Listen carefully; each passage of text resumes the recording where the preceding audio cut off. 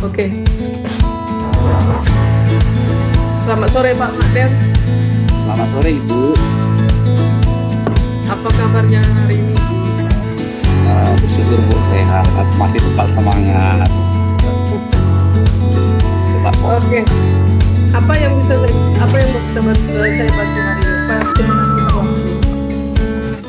silakan. Mungkin kita cerita tentang strategi pembelajaran aja lah ya Pak. Pembelajaran berdiferensiasi. Ya, baik, Bu, ya.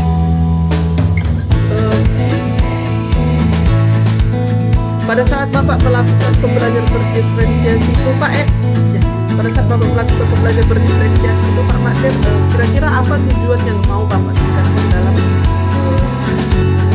dalam kompetensi siswa itu Pak? Apa yang mau Bapak tingkatkan dalam pada siswa itu Pak pada saat melakukan pembelajaran berdiferensiasi itu Pak? Ya. Baik Ibu, kalau menurut saya ketika saya mau menerapkan pembelajaran berdiferensiasi, tujuan saya adalah bagaimana memang pembelajaran itu bisa saya wujudkan itu berpihak kepada murid. Nah, jadi sesuai dengan filosofi Ki Hajar Dewantara kan kita harus menuntun segala kodrat yang ada pada anak ya agar mereka bisa mencapai keselamatan dan kebahagiaan yang setinggi-tingginya. Jadi saya coba berusaha mengimplementasikan itu sehingga pembelajaran itu bisa menarik, anak senang, kemudian anak bisa dengan enjoy belajar matematika. Apalagi tahu sendirilah Ibu Melita, kalau di SMA itu bisa itu merupakan salah satu mata pelajaran yang sulit bagi siswa. Nah, agar mata pelajaran matematika ini tidak menjadi momok bagi anak, memang kita harus tampil bagaimana kita bisa menerapkan strategi pembelajaran yang tepat, bagaimana kita boleh mendesain model ajar yang memang bisa, katakanlah, bisa menyenangkan, mengasyikan bagi peserta didik. Karena kalau kita tidak mengajar dengan sangat, katakanlah dengan berbagai macam atau metode, udah pelajarannya susah, tetapi model pembelajaran yang kita terapkan itu monoton, akan membuat anak tidak menarik.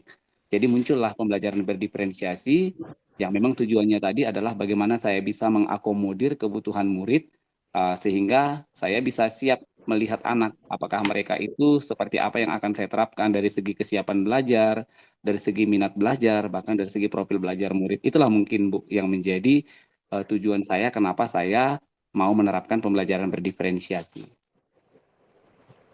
Baik Pak. Berarti sudah sangat mengetahui lah ya, sudah sangat paham apa itu strategi pembelajaran untuk berdiferensiasi ya Pak. Ya, Bu, ya. Mulai dari kontennya, produk dan proses sampai pada pencapaian minat pada siswanya. Oke, Ya. Pak.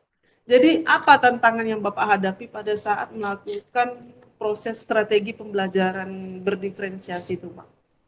Nah, saya kan Bu Melita ketepatan sudah menerapkan pembelajaran berdiferensiasi itu kan sudah tahun ketiga ini.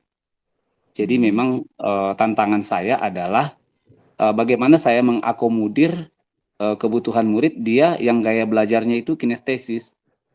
Nah, yang menjadi tantangan saya itu kan saya harus berupaya mengakomodir gaya belajar murid itu ditinjau dari katakanlah ketika di auditori, kemudian di visual, kemudian ada yang gaya belajar kinestesis.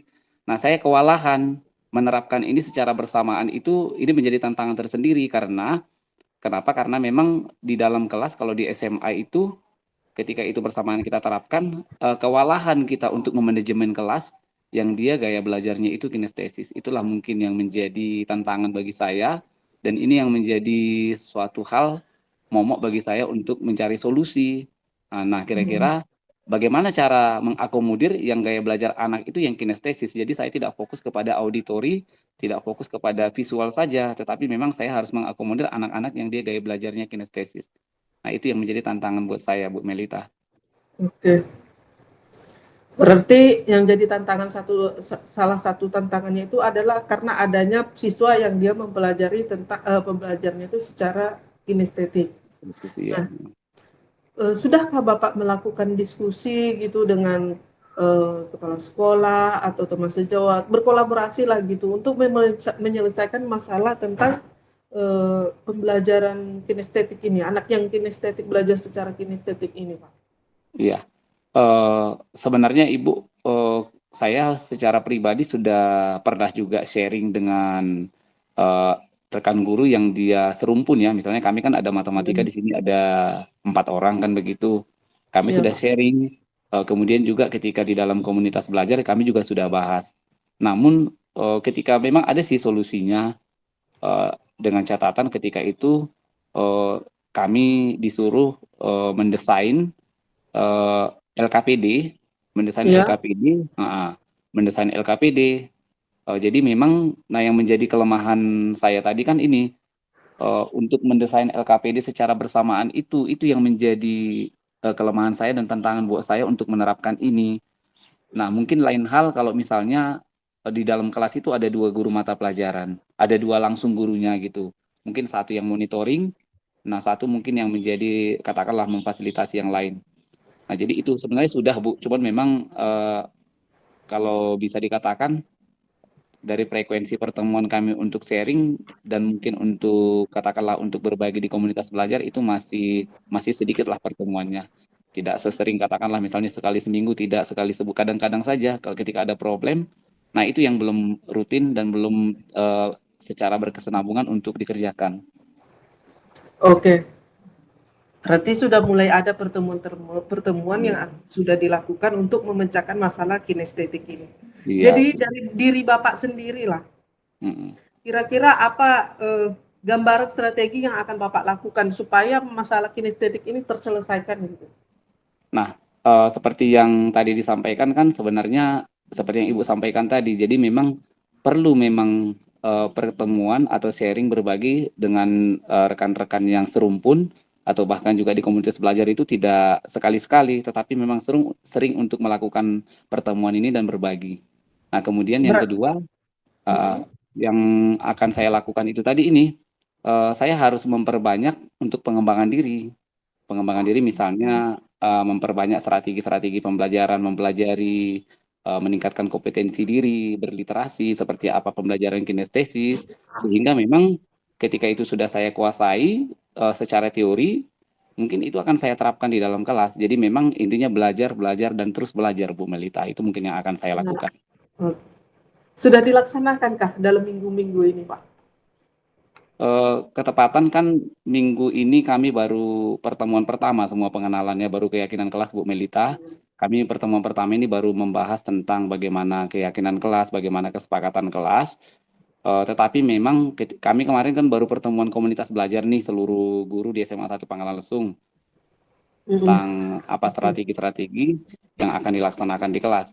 Jadi memang ini menjadi suatu harapan atau suatu komitmen bagi saya atau bagi kami di sekolah untuk menerapkan ini pada pertemuan-pertemuan berikutnya.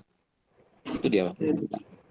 Berarti komitmen Bapak untuk melakukan strategi ini ada kemungkinan minggu depan lah ya, Pak, Iya, mulai mudah-mudahan, dilaksanakan. Oke, mudah-mudahan, Bu. baik. Iya.